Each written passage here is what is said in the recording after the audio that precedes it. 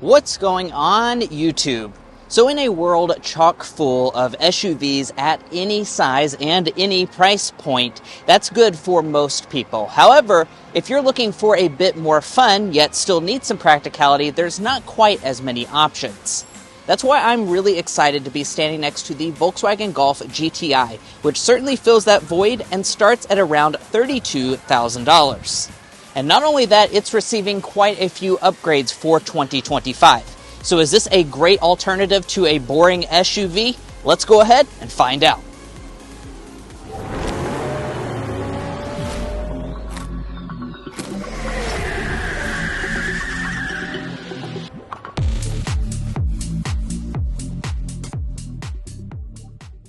All right, so as always, let's start things out with our spec dump. Now for the Golf GTI, we have a 2-liter turbo 4-cylinder engine. It's making 241 horsepower, 273 pound-feet of torque. Now, new this year, the manual is gone, so you have a 7-speed DSG exclusively, and it is front-wheel drive exclusive and comes in at 27 mpg combined. Now, the base price of the Golf GTI this year is $32,445, and if you're interested in buying one or any new vehicle, we would encourage you to go to carconfections.com/newcarquotes. Now, what is important for a hot hatch, which we will be doing later on, is taking this out for a test drive, as well as getting some signature elements like our sound level reading.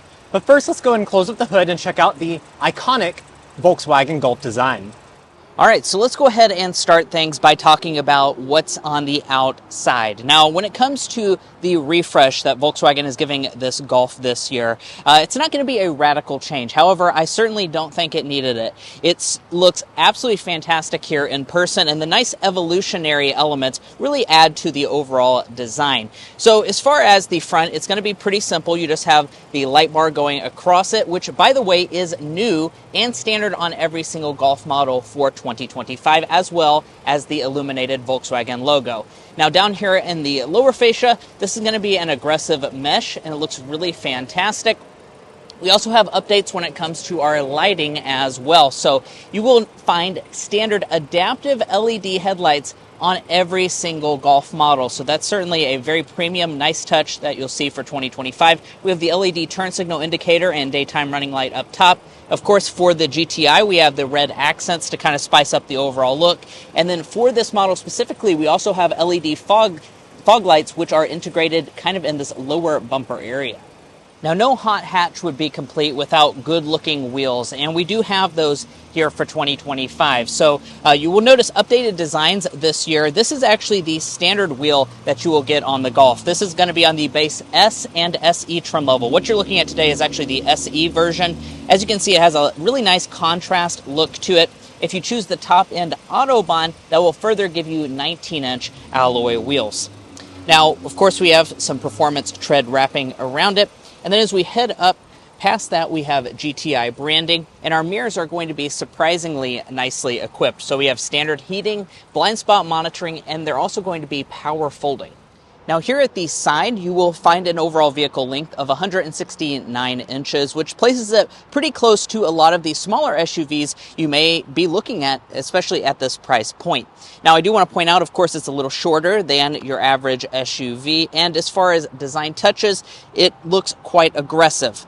Now as we head around to the rear, that's one of my favorite angles of this Golf is just the overall rear. It's very sporty and has a nice theme to it. Up top, we have a integrated spoiler. We also have a wiper underneath of it.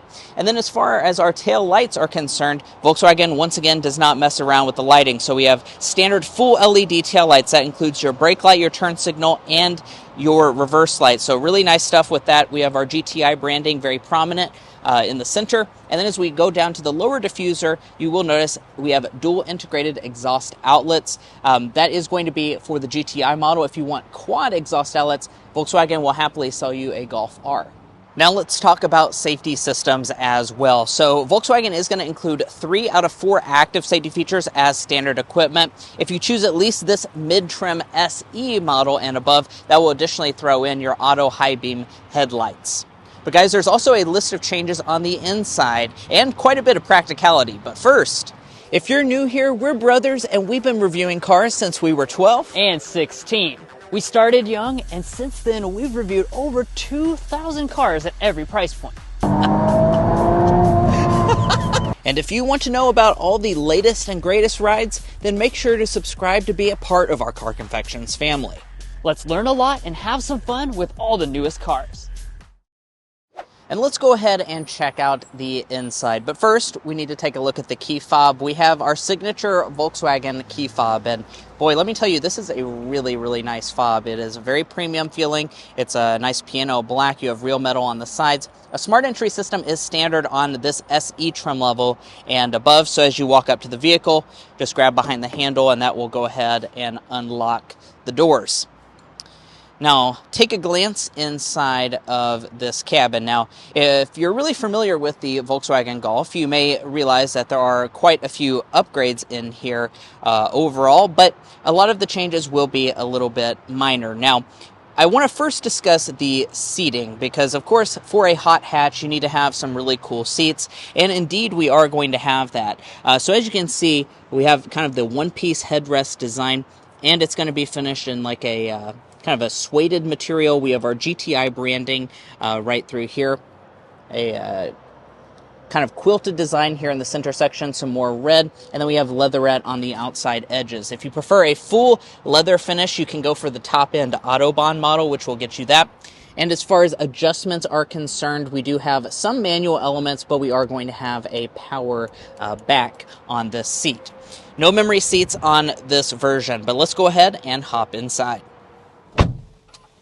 And climbing inside, we certainly have a pretty solid feeling cabin in typical German fashion. When you shut the doors, it's really nice and solid. And let's go ahead and really dive into material quality first and foremost. Now, like I've mentioned at this point a couple times, this is the mid-level SE trim level. That means, as far as the materials are concerned, we have a leatherette on our armrest portion, a nice like Alcantara going through the center section, a faux carbon fiber trim through there, and the top part will be a soft touch plastic. Now, up on the upper dash, this is also going to be a padded plastic. We have some more of the faux carbon fiber piecing. And then down in the center section, this is all going to be hard touch, and we have some piano black, so keep that in mind. That might get scratched up a little bit. But overall, everything feels quite solid inside of this cabin, especially considering this vehicle is about $37,000 as a starting point for this trim level. So pretty nice appointments. Now, your push-button start is located right here in the center, so you just put your foot on the brake and start it up.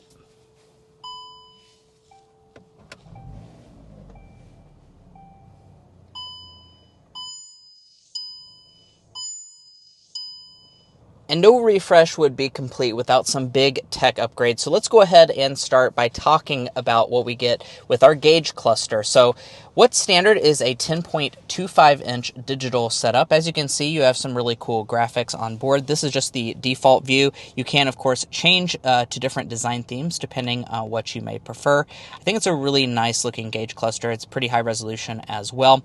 Additionally, if you want a head-up display, that is offered in the fully loaded Autobahn trim level. Now, as you come back to the steering wheel, really nice design here. For a hot hatch, of course, you need to have a nice steering wheel. Got the perforation on the side. We also have the stitching details going through here, GTI branding. And I'm very happy to tell you it also has quite a lot of functionality. You'll notice that on the steering wheel itself, we have this button. That is to turn on the steering wheel heating. That is actually a standard feature on every single Volkswagen Golf, and it's actually 3 stages as well. Another standard feature on every single model is rain sensing wipers, and as far as the steering wheel itself, it is going to be a manual setup as expected. But of course, one of the reasons you're probably interested in the Volkswagen Golf is because it is relatively practical for still being fun. So let's dive into interior storage. So if we open up the center console, this is going to be on the smaller side. Now, unfortunately, we are in a time frame. We're here at the National Media Program for this, so we don't have our donuts with us. We do look forward to testing this out fully later on, but it's going to be a pretty small console. My hands aren't actually all that big, and you can see it's filled mostly up. In front of that, we do have a little bit of a storage cubby here. Additionally, you have a pop-out cup holder if you press that button. And then in front of that, we have a pretty large center storage area. This also is a wireless phone charging pad, which, by the way, is standard equipment for 2025. Now let's go ahead and go back to the shifter area. Now you will notice no manual shifting on board. We'll talk about that a little bit later on, so don't worry, we will discuss it. But we just have the nub style shifter. We've seen this kind of on a lot of Volkswagen and Audi products, so just pull back for drive. Once more, we'll activate the sport mode. You do have paddle shifters on the steering wheel for manual shifting, so that'll make things a little bit more fun. And then to go into reverse, we just go all the way up. Now, when we go into reverse, of course, you see a pretty large rendering of the camera. The resolution appears to be pretty decent here in person, and we also have parking sensor visualization on the side, so that's definitely going to make parking a little bit easier. Do know that a 360 camera is not available, though, so I'm a little disappointed by that. As we put the vehicle in park, you just press that little P right there. We have an electronic parking brake, however, you will not have brake hold. And moving up from that, we have a few little shortcut controls. One of those is Clima. That will actually, allow you to do some of the climate functions in here. Most of the climate functions actually are just going to stay down here in the bottom part of the display. If you press that, though, that will give you more functionality, such as your zones and things like that. It is just going to be a single zone automatic setup here on the S and SE trim levels. If you choose the Autobahn, you can actually get a 3-zone automatic, so that's a pretty cool feature. Heated seats are standard equipment on every single Golf model. If you choose the Autobahn, once again, you will get seat ventilation, which is certainly something worth noting because things that this competes with, depending on what it is, if you're looking at maybe a higher end one, a Civic Type R competitor, that doesn't even have heated seats at all.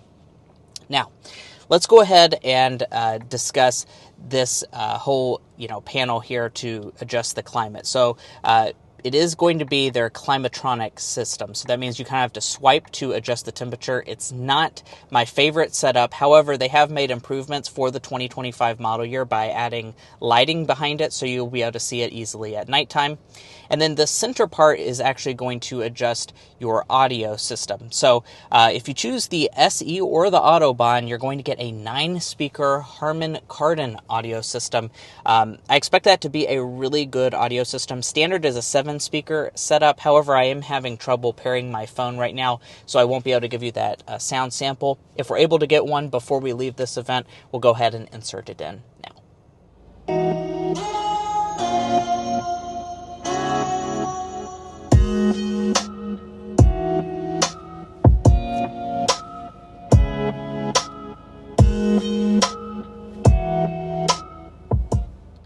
But without further ado, we need to discuss this main infotainment display because this, hands down, is one of the biggest areas of improvement for this Volkswagen Golf. So what you're looking at is a 12.9-inch screen. This is going to be standard on every single model. So previously, what you had standard was a small 8-inch display and available 10-inch setup. This is just standard on every single model and a huge upgrade. It's going to be running Volkswagen's new MIB3 software, and you're going to have things like wireless CarPlay, wireless Android Auto as well. Overall screen resolution, fantastic. And, because this is a pretty small vehicle, 12.9 inches of screen real estate just seems quite big here in person. Performance is also quite good. You have built-in navigation as well. This is what that looks like. And I imagine a lot of you guys will probably just be using CarPlay. It actually looks like it did pair to my phone, so that's what that looks like. Now moving on from that, as you can see, we have an auto-dimming interior mirror. We do not have HomeLink remotes, though. And then up at the top, we have touch capacitive controls for our LED interior lighting. And then as far as the moonroof is concerned, we do have a little shade, which is actually kind of cool because it allows you to open the moonroof but keep the shade independent. So if you don't want the sun searing you but still want that open air experience, you can do that. Or you can just slide it back. Of course, it does open up. And now it's the moment of truth. I said at the very beginning of this video, could you maybe cross-shop this against some of the boring SUVs you might be, picking from? Well, Here in the back seat, I certainly think the answer is yes, because we have quite a bit of space. Now, as far as official legroom figures, we are sitting at about 35 inches of legroom for this model and about 38 inches of headroom. As you can see, the headroom is quite good. I'm 5'9" for reference, and this seat is adjusted to my own driving position. As you can see, I have plenty of space. Of course, that's also one of the reasons why we bring the official Car Confections ruler along, so we can see how much additional knee room you can expect. 7 inches. That is not bad whatsoever. Also, my feet can easily slide up underneath of the seat, and these seats I do find to be quite comfortable, and I really like these Alcantara inserts here in the center. I think it makes it even softer than your average rear seat. In the center area, we have 2 cup holders inside, a nice armrest, and we're also going to have vents here in the center section, 2 USB-C ports down below that. And aside from that, there are not too many features. However, I do want to point out, if you choose the fully loaded example, you can actually get heated back seats, which is a very rare feature for anything, really anywhere close to this price point. Now, as far as the door trim is concerned, hard touch on the upper part, so that's a little cheap feeling. Hard touch in the center section, as well as the suede accents, leatherette in the armrest portion. A little bit of door storage as well, but overall, I am quite impressed, and I think you would be as well. And let's go ahead and check out the cargo area. Now, in order to get back there, as you can see, you just kind of push in on the logo, and that will allow you to pop this open. And let's see how much space you have. Well, you're going to be sitting at 19.9 cubic feet of space behind the second row of seats. Now, if I easily just reach up here and fold them down, they do fold 60-40 split, by the way. And this is not hard to do. If you didn't have the cargo cover installed, that'd be really easy even for the shortest person. It folds completely flat with the floor, and you're going to be sitting at around 35 cubic feet with those seats folded down. Now, yes, that's not quite as much as what you would find in, a subcompact SUV, say the Volkswagen Taos or a Honda HR-V or something like that. Definitely not as much cargo space. However, I think for a lot of people, this is going to be more than adequate. So if you want to have a little bit more fun, this is certainly a good option. And by the way, if you are curious as to how this might go against some of the subcompact SUVs, you can find that at carconfections.com/vehicle rankings. Now, we've actually gone through all these subcompact mainstream SUVs, ranked them in a chart with all the different categories that might matter to you, such as cargo space, rear seat amenities, technology, powertrain choices. All of those things can be detailed on our website, so we definitely encourage you to check that out, especially if you're cross-shopping this model with any of those vehicles. Now, one of the things we do in all of our Car Confections reviews is get our cargo length, width, and height figures. As far as cargo length, we're sitting at 62 inches of length behind my own 5'9" driving position. From behind the second row of seats, we're sitting at 29 inches of length. Cargo opening, 40 inches. And then cargo height, I'm going to do my best to get you this figure with the cargo cover installed. It's going to be sitting about 28 inches tall. There's a little bit of storage on the left side. If we lift up the floor, you will also find a spare tire.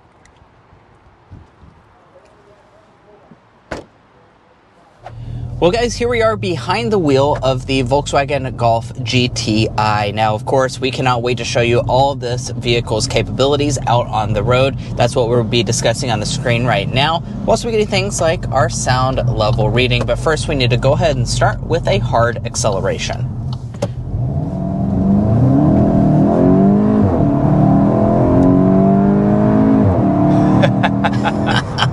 Oh, all right. That was an acceleration to a little past 60 miles per hour, and we were going uphill, so keep that in mind. But overall, really, really good performance out of this Golf GTI. Now, of course, that's really the reason you buy a vehicle like this, is that performance. And let's talk about what is under the hood. So we have a 2-liter turbo 4-cylinder engine. It's making 241 horsepower, 273 pound-feet of torque in this Golf GTI application. Now, they do have a more powerful Golf R that's going to have, the same engine, but it's going to be tuned differently to have over 300 horsepower. So keep that in mind if you're a real power junkie. However, this thing is really quick. I actually just got directly out of the Golf R into this GTI, and the difference is noticeable, but I think for most of you guys, you're going to be perfectly satisfied with this. Yeah, I think really the only thing that you have to wait on that's a little bit different than being in the Golf R is just for the front wheels to grab a little bit more grip. I'll go ahead and mention that this is front wheel drive exclusive. This is the OG hot hatch, so it's got to be front wheel drive only, and the Golf R is going to have all wheel drive as standard on that model.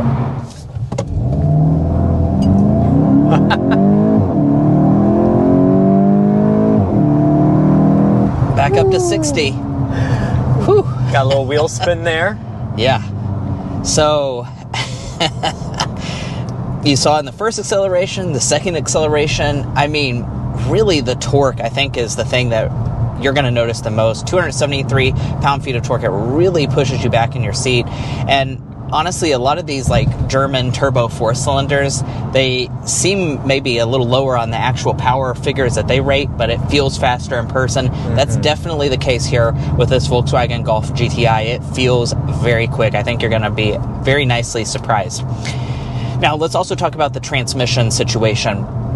Now, when it comes to this, we have just a 7-speed DSG transmission on board for this Golf GTI. That is, of course, a change. You used to have a manual option. That has been discontinued for the 2025 model year, so I have to say, I'm a little disappointed they're not giving you the option. However, for the vast majority of people, if you're, just driving this on the daily, I think you're really going to like the DSG. It does a fantastic job, gives you those very crisp shifts, as you can see from those accelerations.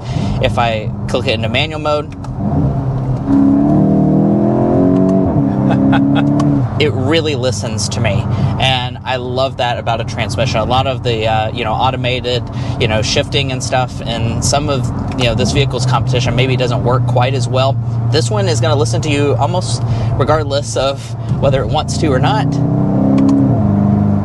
You just press the paddle and it does a great job of responding. And I know the manual was an iconic part of the GTI's history. The DSG also serves an important part of the GTI's history as well, though. It's an iconic transmission that Audi Volkswagen Group has been putting out for many years now, and you have some iconic parts of this transmission, like the little DSG farts when you shift and stuff like that. That's still going to add to this overall icon status that this GTI still maintains for this year. Yeah. Let's take a second to discuss sound as well. So, the GTI just comes with its standard exhaust system. I think it sounds really quite good. Compared to something like a Civic Si, I think this actually has a little bit of a nicer sound to it overall. Definitely not as loud as something like an Elantra N, though. This vehicle overall has a little bit more of a sophisticated and grown-up characteristic to it. So maybe if you're a young professional that still likes to have fun but don't want the kind of street racer boy image, this Golf GTI might be a great choice. But the exhaust sound certainly is good. I think it's kind of a good middle ground between Civic Si and the Elantra N. And I want to mention that there is some noise being pumped in by the speakers as well, but I believe you can adjust that with your custom drive mode.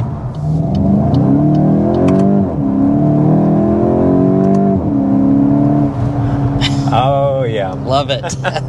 You do get a little bit of wheel spin, as Josh pointed out. However, you do have a standard limited slip diff, so it does a pretty good job of putting the power down, despite being a lot of power and a lot of torque to just the front wheels. Now, when you're not doing consistent 0 to 60 accelerations, what will your fuel economy be? And I don't think you'll be disappointed by this at all. The GTI is sitting at 27 mpg for all models now that the manual is gone, and that is really a quite good rating. I mean, even since we've started, we're sitting at 27 mpg right now. So yeah, even you've seen how we've driven so far, right? Yeah, that's pretty darn impressive, if you ask me. All right, and we have toggled back into the comfort mode, and as much as it pains me to take it out of sport mode on a beautiful back road like this, we do need to talk about the everyday livability, because that's one of the best things about the Volkswagen Golf, is the fact that it does have that duality of, if you're just driving home from work on a random rainy day, it's not going to be super uncomfortable, but if you're on a back road, you can really enjoy the sporty characteristic. How's the ride quality? Well, we've spent all morning long driving the Golf R as well as the GTI, and the ride is really quite compliant. When you put it into comfort mode, because we have the adaptive dampers that are included on the higher end GTI models, that means that this vehicle has a really good split between sport and comfort. It does a great job of soaking up the bumps. Will you still feel some of the road intrusions? Absolutely. This is still a hot hatch after all, but it does a good job overall. I think it does a better job than some of the competition as well. And, Josh can speak to this as well, but I think the seats are quite comfortable. Yeah, so we have the leather seats. I do want to mention real quick, our main video was on the SE trim level. We are now on the Autobahn trim level, just to point that out. So you're going to get things like these leather seats. You're going to get the adaptive dampers that you don't get on the SE trim. Everything else mechanically underneath is going to be the same though. But the seats are very comfortable. They hug you in tight in the corners, but they're not going to be uncomfortable for a long road trip. And we are driving out here on the back roads, and as much as I'd like to discuss driving dynamics, we're actually heading right there. That sign says a 2A racetrack. So let's go ahead and cut to that part of the video where we can actually truly show you the capability of this Volkswagen Golf GTI. Well, guys, here we are in the Volkswagen Golf GTI, and we're out here on a track to demonstrate some of this vehicle's capabilities. I'm going to leave it mostly kind of silent here so you can enjoy the overall track experience, and I'll talk overall about how this vehicle feels, handles, and, power-wise and things like that. So let's go ahead and get into it. Now, just a couple things worth noting before we begin here. I do want to point out that this vehicle, of course, does have a limited slip diff as standard equipment. That, of course, helps you to put the power down. And right now, we are going to be driving, of course, in the sport drive mode. That's going to make this vehicle as capable as possible out here on the track, and hopefully we'll be able to really test this Golf GTI's capabilities out here. I am expecting it to be quite a lot of fun.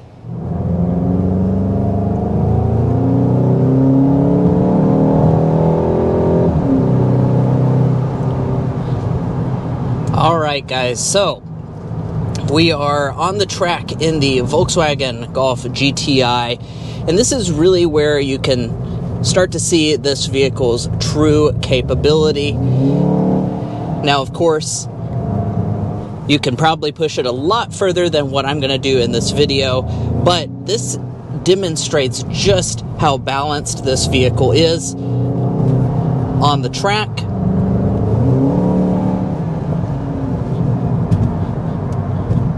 And boy, is it just a blast. The steering is incredibly responsive, and it does a great job of giving you feedback.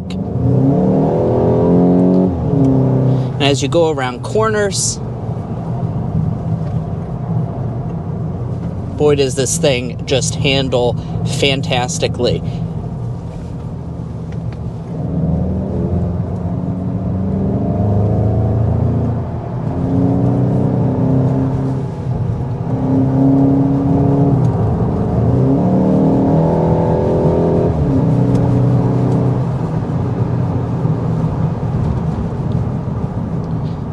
Good brakes as well.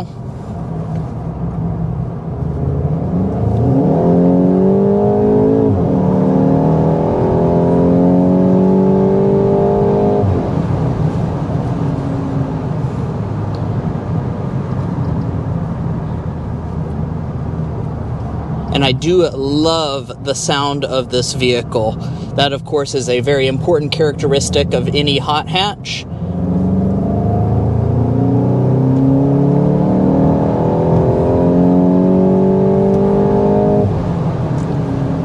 Alright guys, well, we are sitting at about 55 miles an hour, so you know what it's time for? Our signature sound level reading. So we have it at 55, fan speed 1, so let's go ahead and grab it.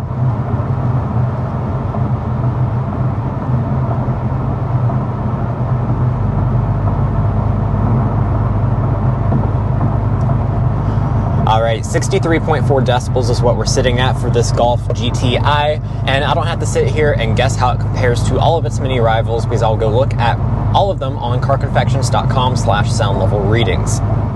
Now that's going to be sitting about the middle of the segment when you compare it to other sports cars and coupes we've tested on the channel.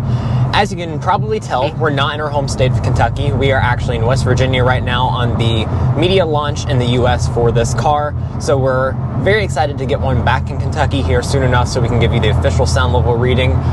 From the time we spent in this car, I think we can already say it's going to be much quieter when we get it back home in Kentucky. Yeah, these concrete roads are certainly not doing it any favors on the sound level test. Unfortunately, we are on a limited time frame, and this is the only road that we can find around. However, like Josh said, we are very much hoping and looking forward to getting this back home in Kentucky for an official sound level reading. And now let's go ahead and get into our car confections, slam dunk, and airball, which is our favorite and least favorite element. I'll kick us off with the slam dunk and just say the overall value you're going to find here in the Golf GTI. I think they really have crammed a lot into this package for a lot more of an affordable price than the Golf R. So that's actually was one of the things we complained about in that review is the price tag, and this can be had for about $10,000 less. And yes, you're not going to have all-wheel drive, and yes, you're not going to have as much power, but especially if you choose a trim level like this, you have all of the equipment, and I think you're going to be very satisfied with your experience. Yeah, 90+% of people are going to be perfectly satisfied with the power on this GTI. I mean, that's what you're going to be using most of the time. Very rarely are you going to be using all 300 plus horsepower in the Golf R. Now, on the airball side of things, it's pretty obvious. We're just missing the manual transmission. We wish it was still here. I know it takes some investment to continue having a manual transmission on a model like this, but we just really think it's worth it for the enthusiast buyer. Sales went up last year because so many people wanted to buy the last manual Golf GTI, and now it's gone. So it's just an unfortunate thing to see with such a iconic hot hatch like this. And now the moment of truth. Let's talk about pricing for this Volkswagen Golf. So we start at $32,445 for the base S model. Now I think that's a really attractive price point, especially considering all the standard features that I talked about on the inside. This SE starts at $37,420, and then the top end Autobahn is a hair under $41,000. Now, if you want one like what we've optioned today, you can see that on the screen right now. And if you're looking to buy a Volkswagen Golf or any new vehicle, we'd encourage you to go to carconfections.com/newcarquotes. Now, the reason you do that is because we have a tool on our website that will connect you with local car dealers in your area to get you the best price. It's also going to give you access to invoice pricing information, which is a great tool for dealership negotiation. If you'd like to take advantage of that, a link is provided in our video description, and we also have a pinned comment at the top of this video. But buying a car is about more than just the original MSRP, so let's dive into resale and reliability. Now, first up, let's talk about resale value. As an economics graduate myself, Josh and I took the time to develop what we think is a good estimate for this Volkswagen Golf R's potential resale value. We estimate that after 5 years and 60,000 miles, it would be worth 51.8% of original MSRP, and after 10 years and 120,000 miles, 14.7%. Now, it is worth noting that that is right at the industry average for all vehicle brands. However, it's going to be lower than things like Honda and Toyota. It is worth noting, though, especially when it comes to specialized vehicles such as the Golf R, this model specifically would probably have a higher than average resale value just because of it being a specialty vehicle. Now, we've also done the same thing for reliability by creating the Combined Reliability Index, which takes into account a variety of different factors from multiple trusted automotive resources. In this regard, Volkswagen is rated well below the industry average with our updated 2025 rankings. Now, if you'd like to learn more about our reliability information, our resale data, or our methodology, we'd encourage you to go to carconfections.com/resale and carconfections.com/reliability. Buying a new vehicle is a very big decision, so you want to make sure you're making a smart purchase, especially if you're cross-shopping between different vehicle brands. Now, when it comes to your warranty, we do have a pretty good one. 4-year, 50,000 miles for your basic and powertrain warranty. You do also get 2 years and 20,000 miles of complimentary maintenance. And guys, that's going to wrap up our in-depth review of the refreshed 2025 Volkswagen Golf GTI. If you enjoyed watching this video or found it helpful in your purchasing decisions, which we surely hope you did, we'd really appreciate it if you hit that subscribe button down below. By subscribing, you're going to get the latest car reviews such as this, and you're also going to be a part of our Car Confections family. We have a lot of fun on this channel, and I promise you won't want to miss out. We'll catch you next time as we sample more of the latest automotive delicacies. And if you're already a fan and subscriber, thank you so much for your continued support.